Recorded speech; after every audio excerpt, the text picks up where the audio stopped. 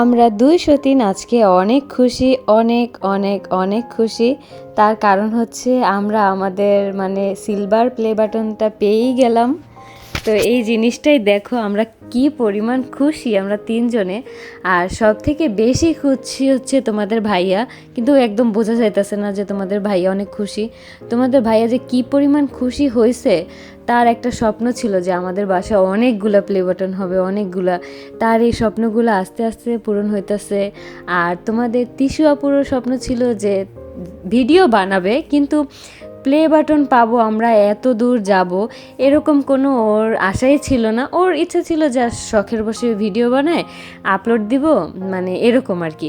কিন্তু আমরা যে আজকে পথ চলতে চলতে এত দূর চলে গিয়েছি, এটার কোনো ওর আশাই ছিল না যে এত দূর আমরা যেতে পারবো। তোমাদের ভালোবাসার কারণে আমরা আজকে প্লে বাটনটাও পেয়ে যাব, আমরা এরকম কল্পনাও করিনি। আমরা ভাবছি যে হয়তো আমরাও প্লে বাটন পাবো, বাট অনেক দিন পরে হয়তো। কিন্তু এত তাড়াতাড়ি যে আমরা প্লে বাটনটা পেয়ে যাব, এটা কখনোই আমরা বুঝতে পারি নাই।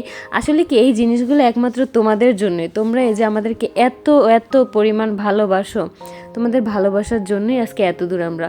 তোমরা হচ্ছে আমাদের কাছে অনেক বড় বড় জিনিস, অনেক বড় কিছু। কারণ তোমরা আমাদেরকে যেই পরিমাণ ভালোবাসো, যেই পরিমাণ সাপোর্ট করো, তোমরা আমাদের ডেইলি ভিডিও একটা না পেলে তোমরা পাগলের মতো হয়ে যাও যে কেন ভিডিও আপলোড দেয় না।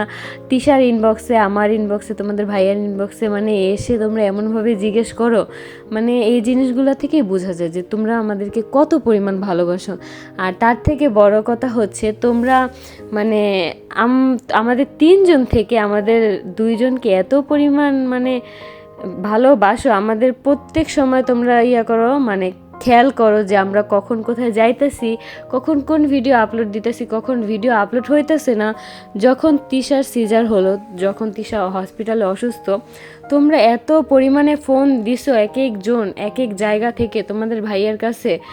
এই জিনিসটা শুনে এত শান্তি লাগছে যে আসলে কি তোমরা মানুষগুলা অনেক ভাবো আমাদের জন্য, অনেক ভাবো। তা না হলে এইভাবে ফোনের পর ফোন দিতে কখনোই পারতা না।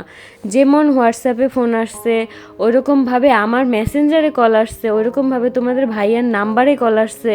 তারপর আমরা প্রমোশনের জন্য যেই নাম্বারটা দিয়ে রাখছি, এই নাম্বারটায় পর্যন্ত কল দিয়ে তোমরা জানতে চাইছো যে তিশা আপু কেমন আছে, তিশা আপুকে একটু দেখতে চাই, এখন ভিডিও তোমরা কেন দিচ্ছ না। আসলে কি আমাদের মেন্টালিটি তখন অনেক খারাপ ছিল বাবুকে নিয়ে। বাবু ছিল অসুস্থ, তার মধ্যে তোমাদের তিশা আপুর সিজার হয়েছে।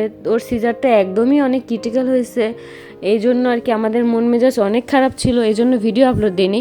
কিন্তু যখন থেকে তোমরা ফোন দেওয়া শুরু করছো, ফোনের পর ফোন, তখন থেকে আমরা বুঝতে শুরু করছি আসলে কি তোমরা আমাদের কাছে এক একটা কি বলবো ভাই, এক একটা বললেও কম হয়ে যাবে, বললেও কম হয়ে যাবে।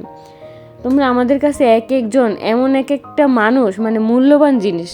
তোমরা আমাদেরকে এত ভালোবাসো, বলার বাহিরে বুঝিয়ে আমি বলতেই পারবো না যে কী পরিমাণ তোমরা আমাদেরকে সব কিছু ফলো করো, আমাদের সব কিছু।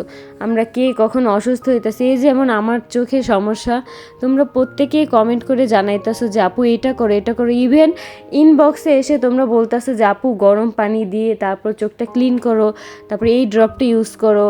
তোমরা যে কি পরিমাণ আমাদেরকে কেয়ার করো, তোমাদের আসলে এই ভালোবাসাগুলো বলে বোঝানোর মতো না। আসলে কি এই জিনিসগুলো তো দেখানো যায় না। যদি ওইরকমভাবে দেখানো যায় তো অবশ্যই দেখাতাম যে তোমরা কে কত পরিমাণ আমাদেরকে মেসেজ করো। আমার চোখটার জন্য যে তোমাদের কত টেনশন, প্রত্যেকটা ভিডিওতে তোমরা কমেন্ট করে যে এইভাবে করো, এইভাবে করলে ভালো হবে।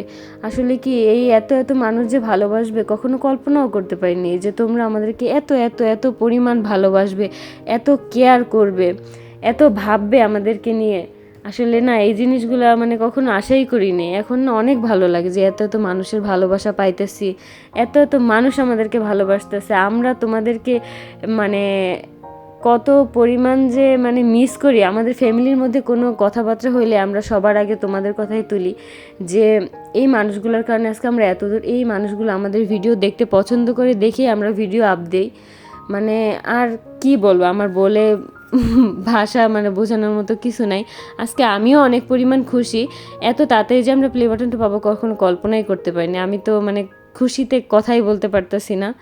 আর এই দেখো এখানে বাসায় রান্না বাড়া চলতেছে। আসলে কি আমি এখন মানে ভাতটা তো এরকম খেতেই পারি না, এই জন্য আর কি আম্মু ট্রাই করে যে আমাকে আর কি এইসব খাবারগুলো দেওয়ার জন্য। আর আমার সাথে সাথে বাসার সবাইও খায়। তো সবাই আমার জন্য একটু দোয়া করবা, কারণ আমার ডেট সামনে আসতেছে।